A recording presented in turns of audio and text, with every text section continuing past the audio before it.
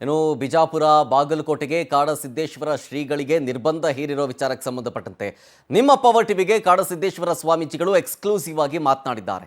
ಏನಂತಂದ್ರು power TV ಜೊತೆಗೆ ಅಂತ ಹೇಳ್ತಾ ಹೋಗ್ತೀನಿ. ಬಿಜಾಪುರ ಮತ್ತು ಬಾಗಲಕೋಟೆಗೆ ಕಾಡಸಿದ್ದೇಶ್ವರ ಶ್ರೀಗಳಿಗೆ ನಿರ್ಬಂಧ ಹೇರಿದ್ದಾರೆ. ಅದರ ಬಗ್ಗೆ ಮಾತನಾಡಿದ್ದಾರೆ ಪವರ್ ಟಿವಿ ಜೊತೆಗೆ ಸ್ವಾಮೀಜಿಗಳು. ಅವ್ರು ಹೇಳಿದ್ದು, ನಾನಾಡಿದ ಮಾತಿಗೆ ನಾನು ಈಗಲೂ ಬದ್ಧನಾಗಿದ್ದೀನಿ ಅಂತ. ಈ ದೇಶದಲ್ಲಿ ತುಘಲಕ್ ಸರ್ಕಾರ ಇದ್ರೆ ಇದು ಸ್ವಾಭಾವಿಕ. ನಾನಾಡುವ ಭಾಷೆಯಲ್ಲಿ ನಾನು ಮಾತನಾಡಿದ್ದೀನಿ. ನನ್ನ ಶಬ್ದಗಳಿಗಿಂತ ಅದರ ಹಿಂದಿನ ಭಾವನೆಯನ್ನ ಅರ್ಥ ಮಾಡ್ಕೊಳ್ಳಿ. ಹೀಗಂತ ಕಾಡಸಿದ್ದೇಶ್ವರ ಶ್ರೀಗಳು ಪವರ್ ಟಿವಿಯ ಜೊತೆಗೆ ನಮ್ಮ ಜೊತೆ ಮಾತನಾಡಿದ್ದು. ನಾನಾಡುವ ಭಾಷೆಯಲ್ಲಿ ನಾನು ಮಾತಾಡಿದ್ದೀನಿ, ನನ್ನ ಶಬ್ದಗಳಿಗಿಂತ ಅದರ ಹಿಂದಿನ ಭಾವನೆಯನ್ನು ಮೊದಲು ಅರ್ಥ ಮಾಡ್ಕೊಳ್ಳಿ ಅಂತ.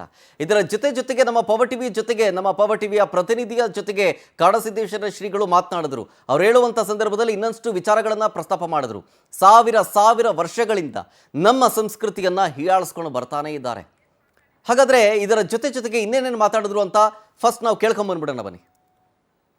ವಿಜಯಪುರ್ನಲ್ಲಿ ತಮಗೆ ನಿಷೇಧ ಹೇರಿದ್ರು ಜಿಲ್ಲಾಧಿಕಾರಿ. ಹೌದು. ಇವೆಲ್ಲ ಘಟನೆ ಬಗ್ಗೆ ತಮ್ಮ ಅಭಿಪ್ರಾಯ ಏನು ಸ್ವಾಮೀಜಿ? ನನ್ನ ಅಭಿಪ್ರಾಯ ಏನಿದೆ, ನಾನು ಅವ್ರಿಗೆ ಹೇಳಿದೆ ಆಗ ಹಾಕ್ಬೋದು. ಯಾಕಂದ್ರೆ ಈ ದೇಶದಲ್ಲಿ ತುಘಲಕ್ಕಿ ಸರ್ಕಾರ ಇತ್ತು ಅಂತಂದ್ರೆ ಈ ರೀತಿ ಆಗೋದು ಸ್ವಾಭಾವಿಕ. ಅದ್ರ ಮೇಲೆ ಏನು ಅಭಿಪ್ರಾಯ ವ್ಯಕ್ತ, ಕಿಂಗ್ ಡಸ್ ನೋ ರಾಂಗ್ ಅಂತಾರಲ್ಲ, ಹಾಗೆ ಇವ್ರು ಮಾಡಿದ್ದೆಲ್ಲ ಸತ್ಯವೇ ಸತ್ಯ ಅನ್ನೋ ಹಾಗೆ, ಅಥವಾ ಅವ್ರು ಎಂದೂ ತಪ್ಪು ಮಾಡೋದಿಲ್ಲ ಅಂತಾನೆ ಅವ್ರ ಭಾವನೆ ಇರ್ಬೋದು. ಇವತ್ತು ನನಗೆ ಹಾಕಿದ್ದಾರೆ, ನಾಳೆ ಇದನ್ನೇ ಇನ್ನೂ ಸಾಕಷ್ಟು ಜನರ ಮೇಲೆ ಈ ಪ್ರಯೋಗ ಮಾಡ್ಬೋದು ಅಷ್ಟೇ.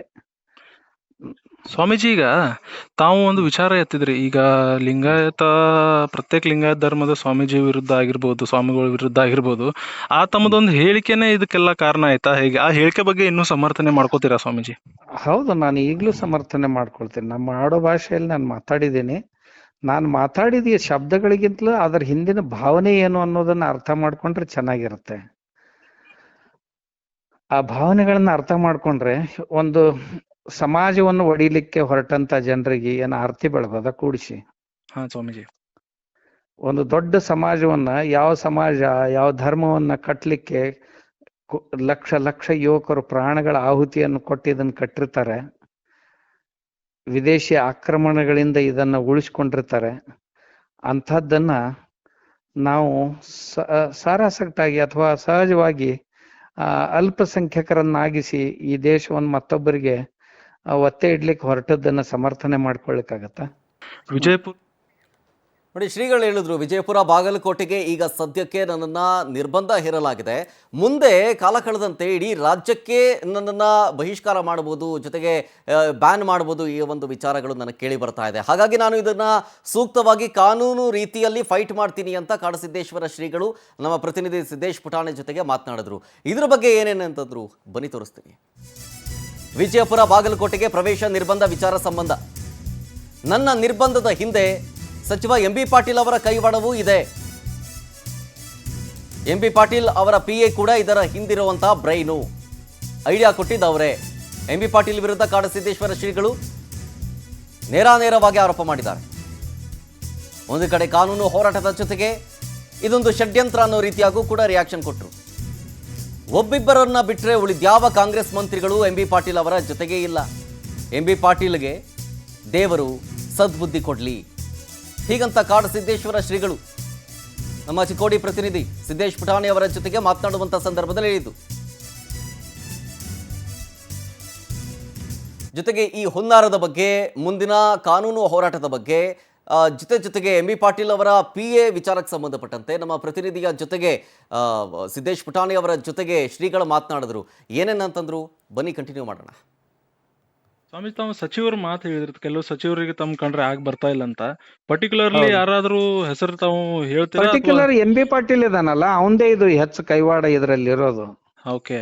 ಅವನಿಗಿಂತಲೂ ಅವನ ಇದು ಇದಾನ ಒಬ್ಬ PA, ಹಾ, ಅವನು ಬ್ರೇನ್. ಅವನು ಓಕೆ. ಎಂ.ಬಿ. ಪಾಟೀಲ್ ಅವರು ಷಡ್ಯಂತ್ರದಿಂದ ಎಂ.ಬಿ. ಪಾಟೀಲ್ ಅವರ PA ಏನದಾನ, ಎಂ.ಬಿ. ಪಾಟೀಲ್ ಬ್ರೇನ್ ಅವ.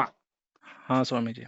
ಹಾ, 100 ಕೋಟಿ ರೂಪಾಯಿಗಳ ಆಸ್ತಿ ಮಾಡಿಕೊಂಡಿರುವಂತ ಆ ಮನುಷ್ಯ ಅವ್ರ ಬ್ರೇನ್ ಅವ ಇವೆಲ್ಲ ಷಡ್ಯಂತ್ರಗಳನ್ನ ಮಾಡೋದು. ಅವನೊಬ್ಬ ಕಮ್ಯುನಿಸ್ಟ್. ಅವನಿಗೆ ಇವನ್ನೆಲ್ಲ ಇಂಥ ಕೆಲಸಗಳನ್ನ ಮಾಡ್ತಿರ್ತಾನ.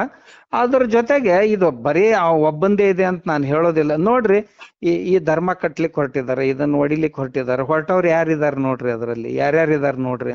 ಈ ಸ್ವಾಮಿಗಳು ಒಂದ್ 4-6 ಜನ ಇದ್ದಾರೆ. ಉಳಿದ ಸ್ವಾಮಿಗಳೆಲ್ಲ ಅವ್ರ ಹಿಂದೆ ಬೆನ್ನ ಹತ್ಕೊಂಡು ಬಂದವ್ರು ಇದ್ದಾರೆ. ಅಂದ್ರೆ ಸ್ವಾಮೀಜಿ ಮುಖ್ಯವಾಗಿರುವಂತವ್ರು ಒಂದ್ 4-8 ಜನ ಸ್ವಾಮಿಗಳಿದ್ದಾರೆ ಅದರಲ್ಲಿ. ಹಾ ಉಳಿದವರೆಲ್ಲ ಈ ಭರ್ತಿಗಾಗಿ ಹಾಕಿರ್ತಾರಲ್ಲ, ಸಂಖ್ಯೆ ಭರ್ತಿಗಾಗಿ ಹಾ ಹಾ ಅಂತ ಜನ ಇದಾರೆ. ಉಳಿದವರೆಲ್ಲ ಒಂದ್ ಸಾರಿ ಈ ಇದು ಬೆಂಗಳೂರಿಗೆ ಜನ ಕಡಿಮೆ ಆದ್ರೂ ಮುಖ್ಯಮಂತ್ರಿಯವರಿಗೆ ಸನ್ಯಾಸಿಗಳು ಕಡಿಮೆ ಕಾಣ್ತಾರೆ ಸ್ವಾಮಿಗಳನ್ನ ತಿಳ್ಕೊಂಡು ಬೆಳಗಾವಿಯಿಂದ ಒಂದು ಬಸ್ ತುಂಬಿ ಬಟ್ಟೆ ಚೇಂಜ್ ಮಾಡ್ಕೊಂಡು ಜನರನ್ನೇ ಕರ್ಕೊಂಡು ಹೋಗಿ ಅವ್ರಿಗೆ ಕಾವಿ ಬಟ್ಟೆ ಉಡಿಸಿ ಅವ್ರನ್ನು ಕೂಡಿಸ್ಬಿಟ್ರು ಅಲ್ಲಿ ಹೋಗಿ ಬೆಂಗಳೂರಲ್ಲಿ. ಬೆಂಗಳೂರು. ಸ್ವಾಮೀಜಿ ತಾವು ಸಚಿವರು ಮಾತು